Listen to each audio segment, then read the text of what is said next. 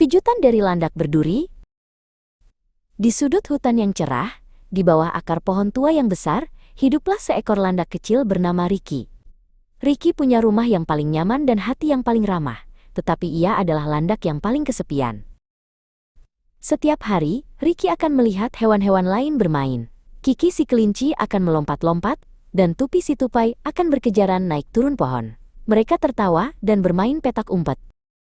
"Bolehkah aku ikut bermain?" tanya Ricky suatu pagi, dengan harapan di matanya. Kiki dan Tupi berhenti bermain. "Aduh Ricky," kata Kiki dengan gugup, "kami tidak bisa. Durimu terlalu tajam."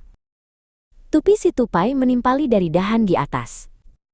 "Kamu akan menusuk kami," katanya, sambil memegangi ekornya yang lebat seolah-olah untuk melindunginya. Hati Ricky terasa berat.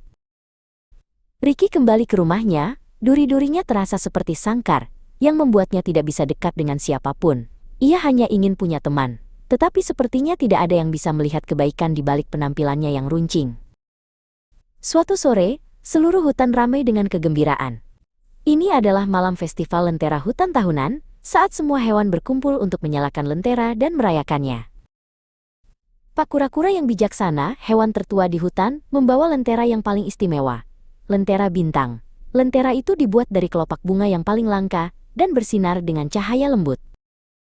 Tiba-tiba, embusan angin yang kencang bertiup melintasi hutan.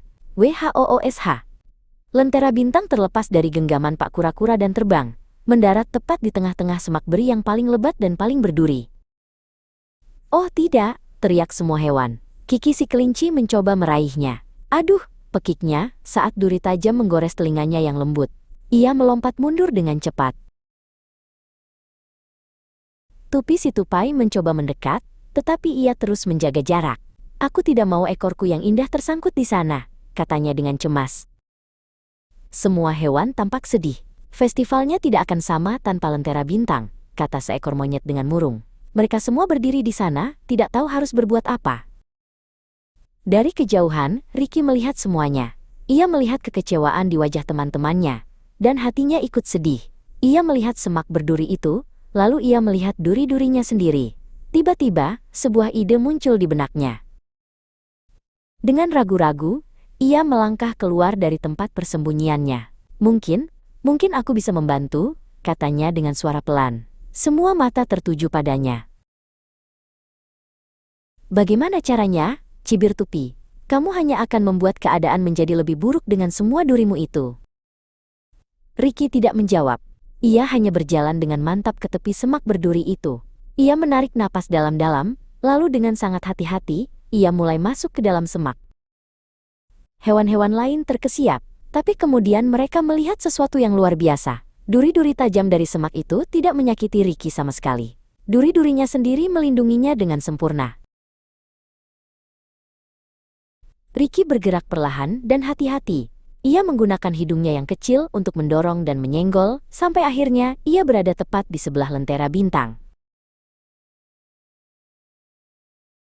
Dengan sangat lembut, ia membalikan badan dan menggunakan punggungnya yang berduri untuk mendorong lentera itu. Perlahan tapi pasti, lentera itu bergulir keluar dari semak dan mendarat dengan aman di atas rumput yang lembut. Hening sejenak, lalu seluruh hutan bersorak. "Hore untuk Ricky! Ricky si pahlawan!" teriak mereka. Ricky keluar dari semak, merasa sedikit malu, tetapi juga sangat bangga. Tupi si tupai melompat turun dari pohonnya. "Maafkan kami Ricky," kata Tupi dengan tulus. "Kami salah menilaimu. Durimu bukanlah hal yang menakutkan, itu adalah anugerah." Kiki mengangguk setuju. "Kamu sangat berani."